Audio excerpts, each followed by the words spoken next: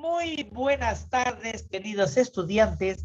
Sean todos ustedes bienvenidos el día de hoy, miércoles 17 de noviembre del año 2021, a nuestra clase de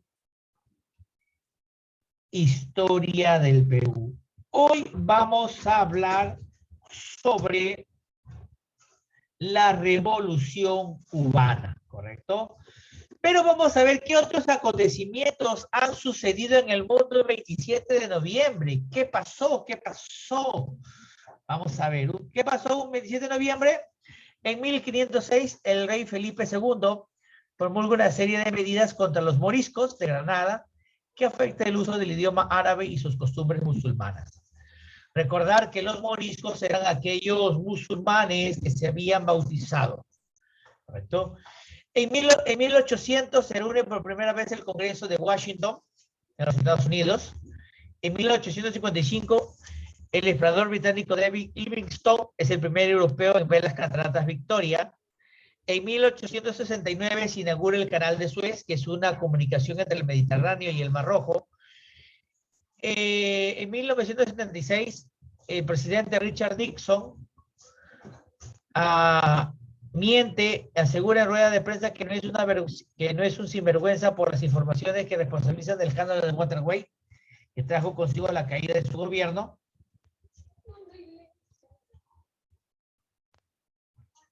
En 1991 se proclama la República de Macedonia después de la disolución de Yugoslavia. En el 93, Sudáfrica aprueba su constitución. En el 97, el escritor Francisco Umbral consigue el Premio Nobel de Letras. En el 2000, se produce el lanzamiento de Tierra en Glon Pop, Mangarton, Eslovenia. El deslizamiento. En el 2003, Britney Spears recibe su estrella de Paseo de la Fama en Hollywood. ¿Correcto? ¿Quién nació el 17 de noviembre? Elena Furten, una escritora española. El futbolista español Juan Carlos Pérez Rojo. El novelista estadounidense Christopher Paolini. ¿Correcto? Nace, ¿quién muere en noviembre, del 7 de noviembre? Muere Regina Lamo, escritora periodista española, ¿correcto? Que se celebra el 17 de noviembre, el Día del Cáncer de Pulmón, el Día Internacional de los Estudiantes, el Día Mundial del Niño Prematuro, el Día Mundial de los Recursos de las Víctimas de Accidentes de Tráfico, ¿correcto? A ver, ¿qué, profesor? Muy bien. ¿Y en Perú? ¿Qué pasó un 17 de noviembre en Perú? Ah, ya, muy bien. Un día como hoy, ¿qué pasó en Perú? Otra vez, ¿qué pasó? Se ha retirado mi amigo. A ver. Un día como hoy fallece Luis Álvarez Torres. ¿Correcto? Muy bien. Un día como hoy se inaugura, bueno, ya sabemos que se inaugura el Canal de Suez. Un día como hoy nace Bernard Montgomery, militar británico, que tuvo una destacada labor en la Segunda Guerra Mundial. Oye, entonces todos estos acontecimientos suscitaron un 17 de noviembre. Listo. Hoy vamos a hablar acerca de la Revolución Cubana. Vamos a ver, chico, empezamos. Cuando nosotros hablamos de la Revolución Cubana, nos referimos específicamente a la lucha nacionalista y antiimperialista dirigida por la pequeña burguesía en contra del dominio de los Estados Unidos y la dictadura de Fulgencio Batista. ¿Correcto? ¿Qué antecedentes tenemos? Por ejemplo, luego de la independencia de Cuba del dominio español, Estados Unidos impone la enmienda Plan y se declara protector de la isla. En el 52, Fulgencio Batista da un golpe de Estado y toma el poder estableciendo un gobierno conveniente a los intereses de los Estados Unidos. Bien, empezamos.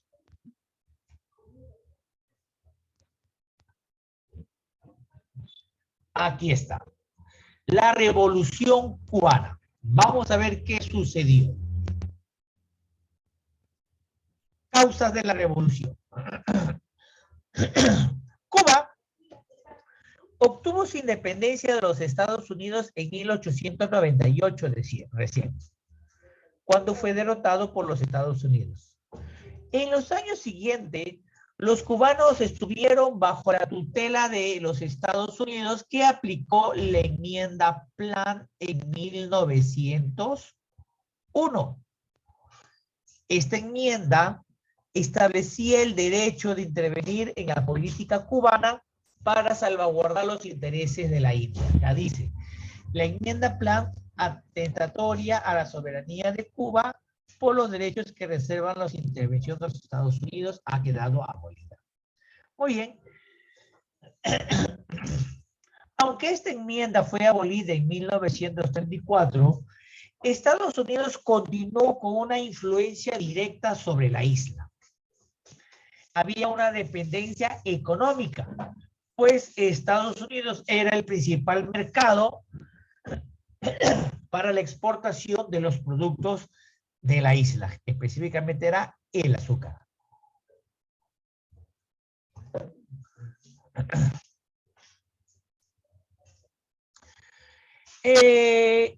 Durante mitad del siglo XX, perdón, los gobiernos se caracterizaban por una alta corrupción y autoritarismo, hasta que el presidente Carlos Prío Socarras, presidente de Cuba, sufrió un golpe de estado de parte de un militar, Fulgencio Batista. Este golpe militar fue patrocinada por los Estados Unidos. Muy bien, entonces Fulgencio instaura una política aún más autoritaria, la de Carlos Prío Socarras. ¿Qué es lo que pasaba en la isla? Estados Unidos controlaba el 90% de las islas, ¿correcto? Y de las haciendas, el 40% de la industria azucarera, el 80% de los servicios públicos y el 50% de los ferrocarriles y de la industria petrolera. Batista instaura dentro de la isla una política completamente norteamericana, ¿correcto? Porque Estados Unidos pasó a dominar todos los recursos de Cuba. Bien. Ya en 1950, Cuba tenía un elevado ingreso per cápita, o sea, había grandes ingresos debido a la venta de azúcar a los Estados Unidos, de caña de azúcar. Pero este auge económico no se vio reflejado en toda la población, porque aún existía unas profundas diferencias sociales. Había había dos clases bien marcadas, los ricos y los pobres, y eso fue aprovechado por los comunistas para instaurar la famosa lucha de clases. Un alto índice de desempleo, ¿correcto? Un carácter estacional del trabajo de las haciendas azucareras, los excesos dictatoriales de Batista y el descontento popular iniciaron una serie de levantamientos. Uno de estos levantamientos fue el 26 de julio de 1953, hecha por el joven abogado cubano Fidel Castro, junto con 200 hombres, intentaron derrocar al régimen de Batista. Tomaron el palacio, o mejor dicho, el cuartel Moncada, pero su revuelta fracasó. Fueron encarcelados todos los líderes y Castro fue condenado a 15 años de prisión. Pero 2 años después recibió una amnistía y fue desterrado, ¿correcto? Y fue desterrado. Pasó su estadía en México. Mira, ve, Fidel. Entonces, es desterrado en la Ciudad de México. Es en México donde funda el movimiento 26 de julio. Así como en México fundó en algún momento a la Víctor Raúl Haya de la Torre, el APRA, Fidel Castro funda ese movimiento en la Ciudad de México. Reorganiza a los insurgentes y entra en contacto con el revolucionario argentino Ernesto El Che Guevara. ¿Correcto? Entonces, con todo ello, con todos esos nexos, con toda esa organización insurgente, Castro regresa a la isla. ¿Correcto? Castro, junto con Ernesto El Che Guevara, el Che porque era argentino, al bordo del yate Granma, desembarcan en Turquino y se adentran a la Sierra Maestra. Desde ese lugar, desde Sierra Maestra, comienza su proceso de masificación de la Revolución Cubana, apoyado por los campesinos.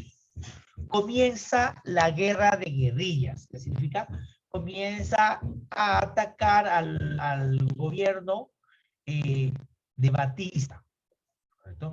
Comienza a atacar, comienza a haber una insurrección, pero él era apoyado por los campesinos. El movimiento 26 de julio fue ganando apoyo popular. ¿Por qué? Porque se estaba haciendo creer a las masas que este gobierno era para devolver al pueblo los recursos que les había quitado la dictadura de Batista y el capitalismo norteamericano. Entonces, muchos estudiantes, jóvenes, sintieron esas ganas de luchar por esta independencia y respaldaron al Partido Popular Socialista. Y el Partido Popular Socialista apoya al movimiento 26 de julio. ¿Correcto? En 1958, la guerrilla de Sierra Maestra y el Segundo Frente Oriental logran vencer la resistencia del ejército batista y el 1 de enero Castro entra triunfante a La Habana. Entonces, ¿qué es lo que sucede? Castro, al bordo del Granma, desembarca en Sierra Maestra y desde allí comienza un proceso de conquista en toda la isla. Sale de Cuba, cruza todo el Atlántico, llega a Sierra Maestra y desde aquí comienza una serie de luchas, guerrillas, hasta tomar La Habana, capital de Cuba. Están los guerrilleros cubanos en Sierra Maestra. Fueron apoyados también por algunos movimientos liberales o algunos movimientos comunistas de la zona y también un apoyo indirecto de Rusia, que años posteriores se hace ya bien marcada este apoyo. El 1 de enero de 1959 triunfa la revolución castrista y toma La Habana. Aquí vemos a un joven Fidel Castro. ¿Listo? Batista huye a Santo Domingo y designa como presidente interino a Manuel Urrutia Yeo. Urrutia, ¿correcto? Pero el poder, o sea, Urrutia era nombrado presidente, pero quien tenía el poder en Cuba era Fidel Castro, que fue convertido en primer ministro. Urrutia, en julio de 1959, le propone a Castro celebrar elecciones. Muy bien, triunfantes de la revolución, ya se fue Batista, vamos a celebrar elecciones para el regreso a la democracia. Pero Castro se niega. Castro no desea celebrar elecciones y ello obliga y Urrutia, descontento ante la negativa de Castro a celebrar elecciones, fue sustituido por Osvaldo Dórticos. Entonces, Castro saca a Urrutia y nombra a Osvaldo Dórticos.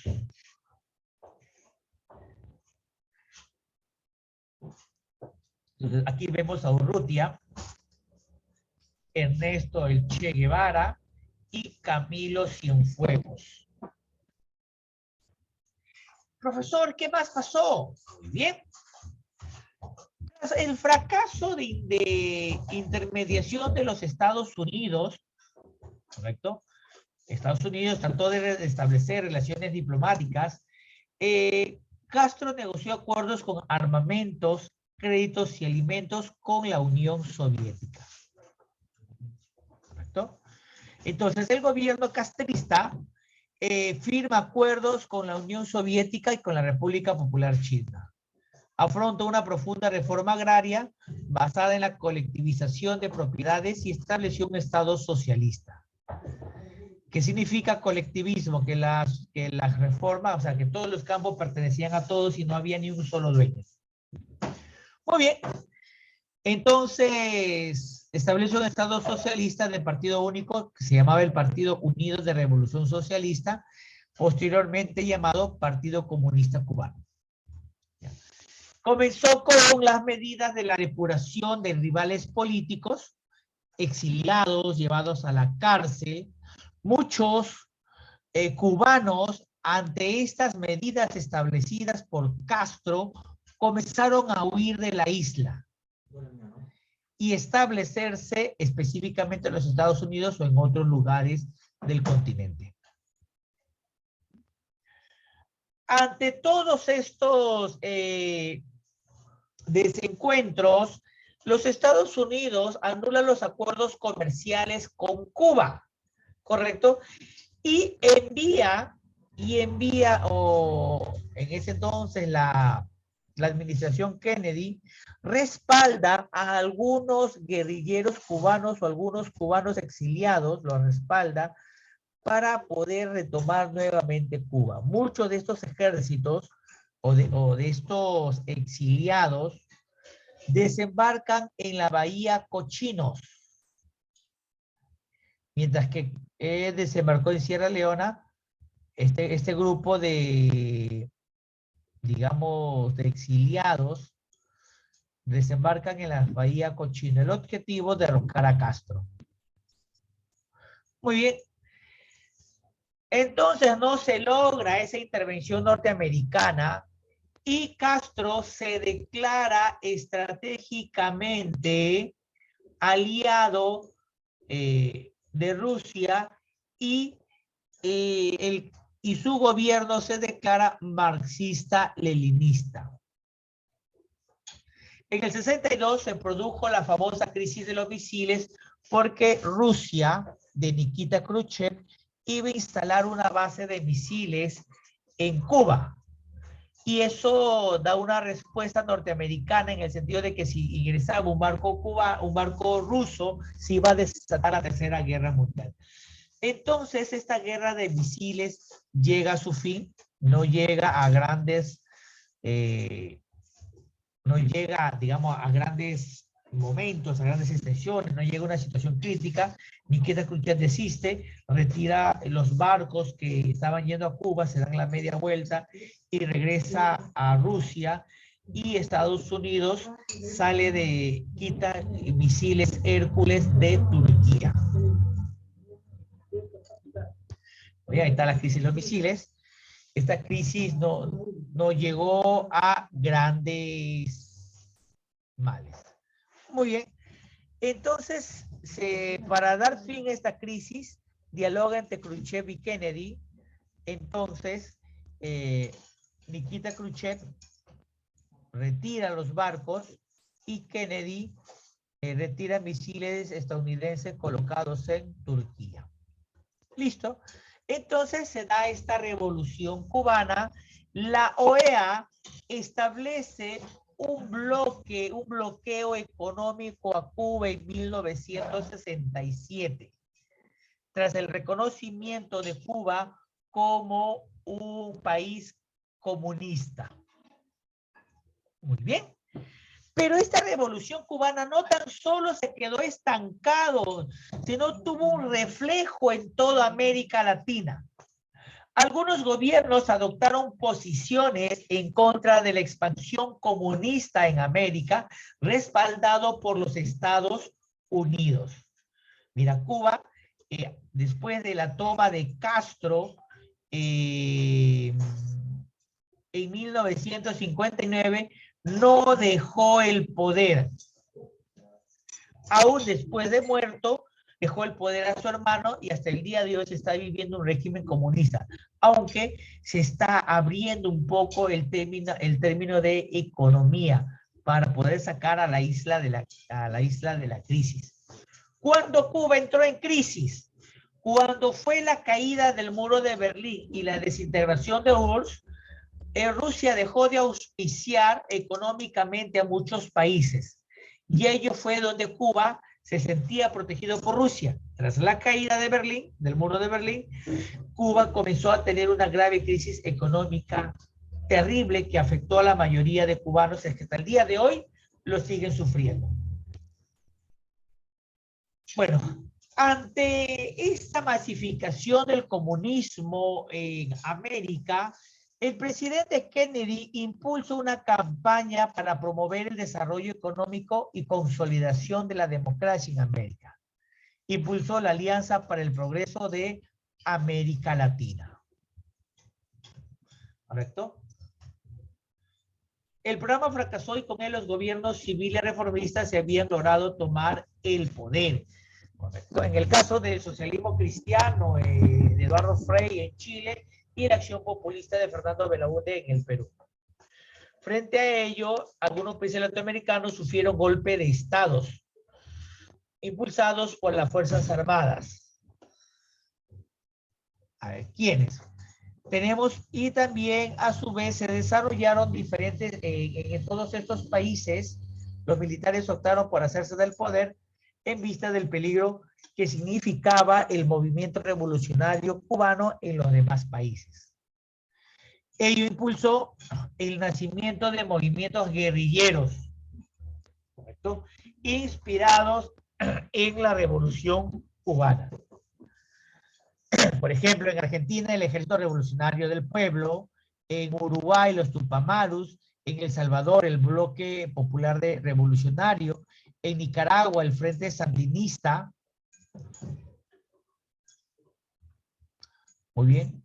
Entonces, aquí en el Perú, el movimiento, el MRTA y Sendero Luminoso, siguiendo el ejemplo de la Revolución Cubana, querían tomar el poder a la fuerza. Ello trajo consigo la muerte de muchos peruanos y peruanas por culpa de este movimiento genocida. La iglesia también tuvo un aspecto muy importante dentro de esto, porque la iglesia era una institución muy conservadora. Y a raíz de los grandes cambios del Concilio Vaticano II, impulsó la llamada teología de la liberación. Una teología basada en el respeto, pero que deslindaba unos nexos directos con el comunismo. El impulsor de esta teología, estamos hablando de Gustavo Gutiérrez, un sacerdote peruano. Hubo otros exponentes como Leonardo Boff y el español John Sabino. Muy bien. Entonces, esta revolución cubana tuvo una gran repercusión, sobre todo en Cuba y en algunos países que quisieron imitarlo. A raíz de ello, hubo una serie de gobiernos dictatoriales en América Latina. Gobiernos militares que evitaban la expansión de este movimiento en toda América. ¿Correcto? Ahorita vamos a ver un instante. Ahora, las dictaduras latinoamericanas entre 1950 y 1959. Anastasio Somoza, militar y político nicaragüense, tomó el poder en 1937 y durante los siguientes años gobernó el país de forma dictatorial. ¿Correcto? Su hijo Anastasio Somoza también ocupó la presidencia de la República ejerciendo una cruel dictadura. En Colombia, Gustavo Rojas Pinilla, al mando de las Fuerzas Armadas, tomó el poder y dio un golpe de estado al presidente Roberto Urdaneta Arbeláez. ¿Correcto? Fundó el partido ultraderechista, la Alianza Nacional Popular, ANAPO, y estuvo a punto de ganar las elecciones en 1970.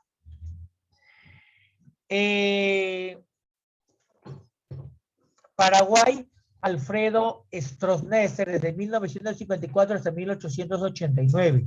Se había afianzado en el gobierno paraguayo. Primero fue a favor de los pobres y después comenzó con su política en contra de los pobres y en contra de la iglesia. En Guatemala, Carlos Castillo Armas. ¿Correcto? Realizó una campaña anticomunista, prohibió los partidos políticos, comités agrarios y sindicatos. En Cuba, bueno, Fidel Castro. En Haití, Francois Duvalier. En Brasil, Humberto Branco derrocó al presidente João Goulart, eligió presidente de la República para el Congreso en 1964.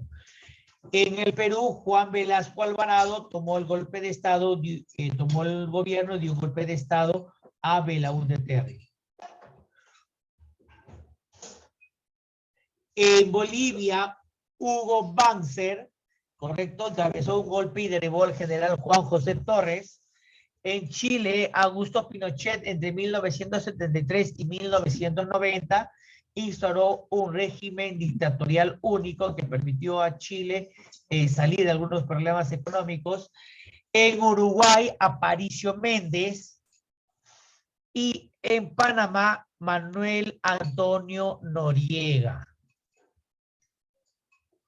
que tras la salida en abril del 92, perdón, en el 90, fue declarado culpable de muchos crímenes contra los ciudadanos panameños.